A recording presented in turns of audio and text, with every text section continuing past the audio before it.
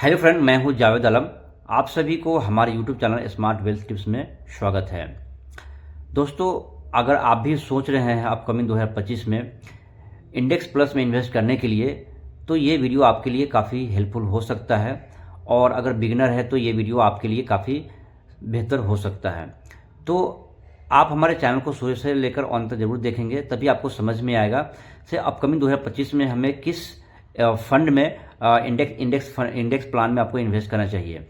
तो आज में हम डिस्कस करेंगे से एलआईसी की जो यूलिप प्लान है इंडेक्स का, और म्यूचुअल फंड का जो फंड है इंडेक्स का, दोनों में डिफरेंट क्या है और हमें कौन सा प्लान को प्रीफर करना चाहिए, दोनों में क्या डिफरेंट है, आज हम उसके बारे में डिटेल से डिस्कस करेंगे। ठीक है, देखिए, म्यूचुअल फंड की पहले हम बात करते हैं, इसमें क्या एडवांटेज है, क्या डिसएडवांटेज है इंडेक्स प्लस की, उसके बारे में फिर हम एलआईसी की प्लान के बारे में, जो यूलिप प्लान है इंडेक्स का, उसके बारे में हम डिस्कस करेंगे। ठीक है, तो बने रहिए शुरू से लेकर अंत तक, तभी आपको समझ में आएगा। अगर आप वीडियो को स्किप करेंगे तो आपको समझ में नहीं आएगा। ठीक है, देखिए, जो इंडेक्स प्लान है म्यूचुअल फंड का, तो आप किसी भी ब्रोकरेज के थ्रू आप ले सकते हैं, उसको परचेस कर सकते हैं। बहुत सारा मार्केट में अवेलेबल है, जैसे ग्रो हो गया, एंगल वन हो गया, जीरोधा हो गया, एपस्टॉक हो गया। ठीक है, और पेटीएम, फोन पे, किसी भी ब्रोकरेज के थ्रू आप इंडेक्स प्लान को परचेस कर सकते हैं, किसी भी एमसी का ले सकते हैं।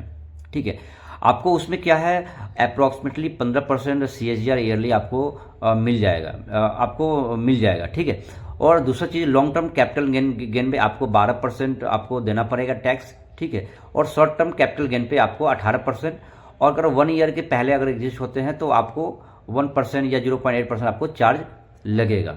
ठीक है, इसमें डिसएडवांटेज क्या है, इससे आपको इसमें एक्सीडेंशियल कवर इसमें अवेलेबल नहीं है, और नहीं नॉर्मल कवरेज इसमें अवेलेबल है। ठीक है, ये दोनों इसमें आपको नहीं मिलेगा। और क्या है, इसमें से आपको टैक्स भी देना पड़ेगा, तो ये एक डिसएडवांटेज है, आपको टैक्स भी देना पड़ेगा। ठीक है, ये इसमें डिफरेंट है।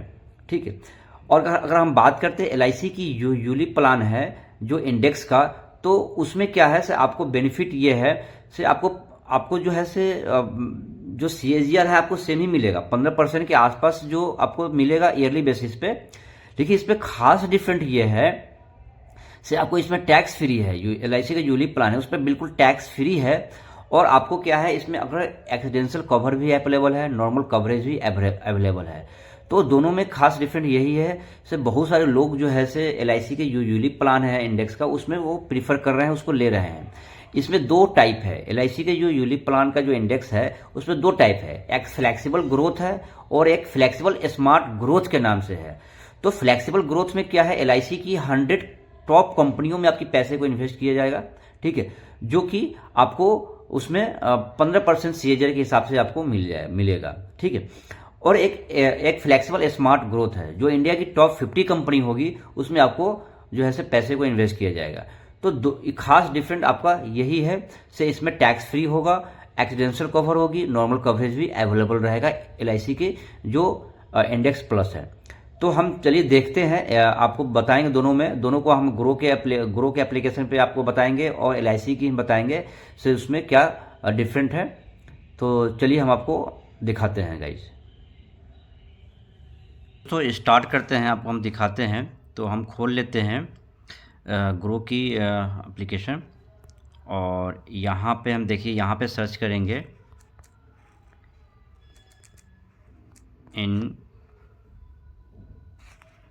Index fund. तो यहाँ पे इंडेक्स फंड आ गया। ठीक है, तो आप यहाँ पे देखिए से ये टॉप इंडेक्स जो फंड है, ठीक है, DSP निफ्टी इंडेक्स से 50 है, UTI निफ्टी है। ठीक है, ICICI प्रोड्यूसर निफ्टी है, बंधन निफ्टी है, UTI निफ्टी हो गया, SBI निफ्टी हो गया, ICICI प्रोड्यूसर निफ्टी हो गया, टाटा का हो गया, HDFC हो गया। तो ये सारे ये टॉप निफ्टी है, AMC का है। तो आप इसमें अगर चाहे तो आप इसमें इन्वेस्ट कर सकते हैं, किसी भी ब्रोकरेज के थ्रू जो है से आप उसको परचेस कर सकते हैं एमसी का। तो हम UTI का हम एक बार खोल के देख लेते हैं। देखिए, हमने जैसे UTI के खोला है तो ये लार्ज कैप है। ठीक है, और ये हाई रिस्क है, और इसकी ओवरऑल देखिए तो 15%। तो मैंने आपको बताया ही था से आपको CAGR 15% करीब में आपको ये दे देता है, ठीक है। और इसका NAV 25% चल रहा है, रेटिंग 4 है, फंड साइज थोड़ा सा छोटा है और मिनिमम SIP आप 500 के थ्रू कर सकते हैं। होल्डिंग देखिए, होल्डिंग मैंने बताया था आपको, इंडिया के टॉप 50 कंपनी है। देखिए इंडिया की टॉप 50 कंपनी में पैसे इन्वेस्ट इसमें किया गया है, ठीक है। अब इसकी रैंकिंग बात करते हैं तो रैंकिंग देख लीजिए, ये 4, 9, 15 है और ओवरऑल 15% के आपको सीजर के हिसाब से ये दे रहा है, ठीक है। एग्जिस्टिंग लोड 0.3 और जो इन्वेस्टमेंट जो इसमें किया हुआ है देखिए, ये इसमें क्या है, बीटा सबसे ज़्यादा हाई है, ये वॉलेटाइल ज़्यादा है और अल्फ़ा बहुत कम है। तो जो वॉलेटाइल ज़्यादा होता है वो रिस्क भी बहुत ज़्यादा होता है, ठीक है, और अल्फ़ा भी बहुत कम है। तो अल्फ़ा हमेशा 5 से ज़्यादा होना चाहिए और बीटा हमेशा कम होना चाहिए, ठीक है। तो आप अपने एनालाइज के बाद ही आप इन्वेस्टमेंट करें, ठीक है। उसके बाद ICD प्रोड्यूसर है, इसको हमने देख लेते हैं। देखिए ये भी 15% का इस ईयर के रिटर्न के हिसाब से दे रहा है ओवरऑल में। इसकी ये भी लार्ज कैप है, ठीक है, रेटिंग इसका 3 है। और ये भी देखिए इंडिया के टॉप वही सेम 50 कंपनियां हैं जो इसमें इन्वेस्ट की है। इसमें भी बीटा काफ़ी हाई है, ठीक, अलग अलग सेक्टरों में इन्वेस्ट कर रखा है। अल्फ़ा भी देखिए कम है, 5 से कम है, ठीक है। ये टॉप 50 कंपनी है। 3 साल में 18%, 1 ईयर में 32%, और देखिए अभी ये लॉस में है, ठीक है। तो इस तरीके से आप चाहें तो किसी ब्रोकर के थ्रू आप इसमें इन्वेस्टमेंट कर सकते हैं। ये निफ्टी, ये इंडेक्स है जिसको फंड बोलते हैं। इंडिया के टॉप 50 कंपनी है, वो 50 कंपनियाँ होती है, उसमें इन्वेस्ट किया जाता है, उसको आप इंडेक्स प्लान जो बोलते हैं। तो इसमें ये है। अब हम बात करेंगे LIC के यूलिप प्लान में, उसको भी हम आपको दिखाते हैं उसमें क्या फंडा है, ठीक है। हम चलते हैं स्मार्ट ऑल इन वन में, ठीक है। देखिए यूलिप प्लान जो है से नवंबर में करेक्शन किया गया था। तो पहले यूलिप प्लान बहुत सारे थे, लेकिन अब उसमें करेक्शन करने के बाद में 3 ही जो है से प्लान जो है से इसमें जो है से वो दिया हुआ है। ये देखिए 3 ही प्लान है, निवेश प्लस है और न्यू पेंशन प्लस है और इंडेक्स प्लस है। तो निवेश प्लस में हम थोड़ा सा बता देते हैं। निवेश प्लस में क्या है, 1 टाइम इन्वेस्टमेंट होती है, ठीक है। ये भी म्यूचुअल फंड की तरह ही है, आपको वही 15% के CAGR के हिसाब से आपको मिलेगा, ठीक है। एक तरह से FD है, ठीक है।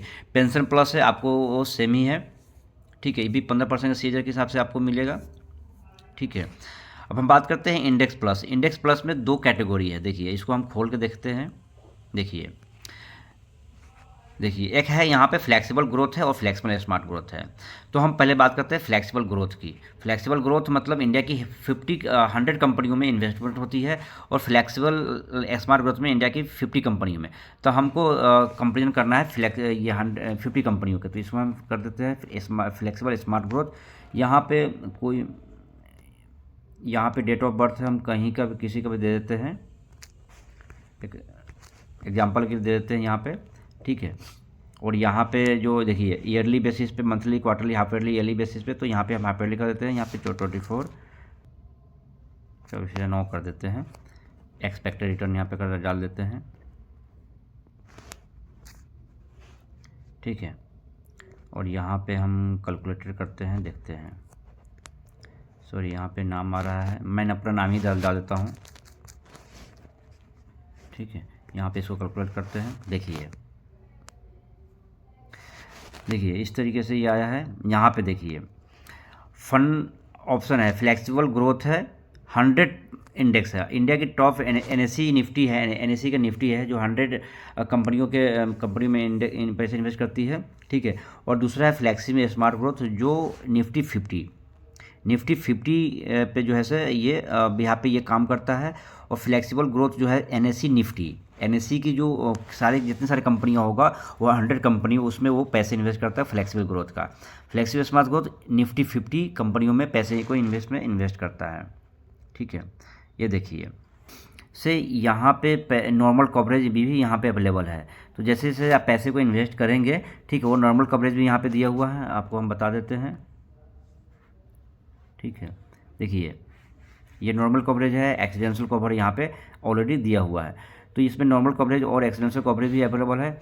और इसमें क्या है, डिसएडवांटेज क्या है, इसमें आपकी सरेंडर जो वैल्यू है 5 साल तक आपकी ये लॉक इन पीरियड रहता है। लेकिन म्यूचुअल फंड में आपको 5 साल का लॉक इन पीरियड नहीं रहता है, जब चाहे तब उसको आप निकाल सकते हैं, ठीक है सर। लेकिन इसमें 5 साल तक इसमें लॉक इन पीरियड रहता है, 5 साल तक आपका पैसा इसमें से निकल नहीं सकता है। तो रिटर्न के मामले में देखा जाए तो दोनों में सेम ही है, ठीक है। और उसमें क्या है से आपको टैक्स फ्री नहीं है म्यूचुअल फंड में, और उसमें क्या है एक्सीडेंशियल नॉर्मल कवरेज आपको नहीं मिलेगा, ठीक है। और इसमें क्या है से आपको एक्सीडेंशियल कवर आपको मिल जाएगा, नॉर्मल कवरेज भी मिलेगा, ठीक है। और बिल्कुल टैक्स आपको फ्री मिलेगा। रिटर्न के मामले में दोनों में सेम ही है, कोई खास डिफरेंट नहीं है। तो अगर आप सोच रहे हैं अपकमिंग 2025 में इन्वेस्टमेंट करने के लिए, तो आपको जो है से प्रीफर करना चाहिए LIC की जो यूलिप प्लान है उसमें इन्वेस्ट करना चाहिए। अगर आपको भी अगर किसी प्लान के बारे में अगर समझना है, जानकारी लेना है, तो आप हमसे कांटेक्ट कर सकते हैं। आपको हम प्लान बता देंगे, आप ले सकते हैं प्लान को, ठीक है। तो उम्मीद करता हूँ ये वीडियो आपको समझ में आ गया होगा से अपकमिंग 2025 में हमें कौन सा LIC की जो इंडेक्स कौन सा प्लान है इंडेक्स प्लस में जो हमें इन्वेस्ट करना चाहिए, LIC के यूलिप प्लान इंडेक्स में इन्वेस्ट करना चाहिए या म्यूचुअल फंड की इंडेक्स प्लान में इन्वेस्ट करना चाहिए। तो अगर कोई भी क्वेरी होगा तो आप कमेंट बॉक्स में आप लिख सकते हैं, ठीक है। आपकी कमेंट को आपको रिप्लाई मिल जाएगा और आप हमसे कांटेक्ट कर सकते हैं LIC के रिगार्डिंग। तो मिलते हैं इसी तरीके से नेक्स्ट वीडियो में। उम्मीद करता हूँ ये वीडियो आपको समझ में आ गया होगा। अगर आप पहली बार चैनल को विजिट किए हैं तो इस चैनल को लाइक एंड सब्सक्राइब जरूर करें और दोस्तों में भी शेयर करें।